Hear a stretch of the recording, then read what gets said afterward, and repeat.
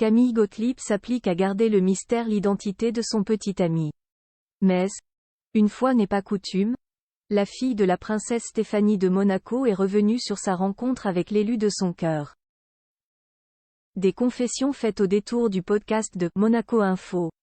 Diffusé le 4 décembre. Publicité responsable communication et marketing au club MK Monaco. C'est la même que les deux futurs tourtereaux se sont rencontrés. Ça faisait 4 ans qu'on se voyait parce qu'il travaillait comme chef de rang.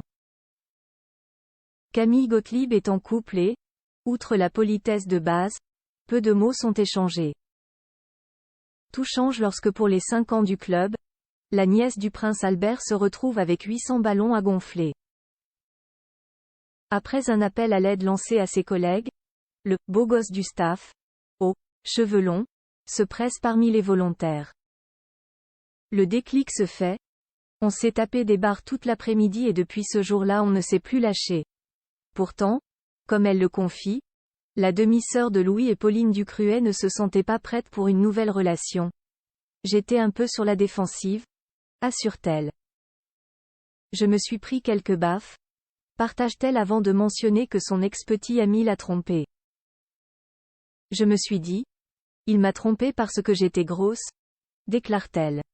J'avais presque 30 kilos de plus, c'était un peu compliqué, avec les garçons. Le regard avec moi-même a aussi changé entre-temps. J'ai beaucoup appris de mes erreurs, de leurs erreurs à eux, partage-t-elle.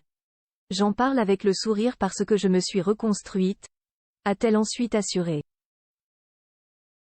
L'homme de sa vie, aujourd'hui, Camille Gottlieb assure être bien, avec son petit ami avec qui elle partage une passion pour la musique classique. Bien qu'aucune apparition officielle conjointe n'ait eu lieu pour l'heure, la nièce de la princesse Caroline avait partagé un premier cliché de sa moitié en octobre dernier alors qu'il profitait d'une escapade en mer. Quant à savoir si c'est l'homme de sa vie, la monégasque de 25 ans se contentera de répondre. C'est peut-être un peu trop tôt pour le dire mais je pense que je suis sur le bon chemin.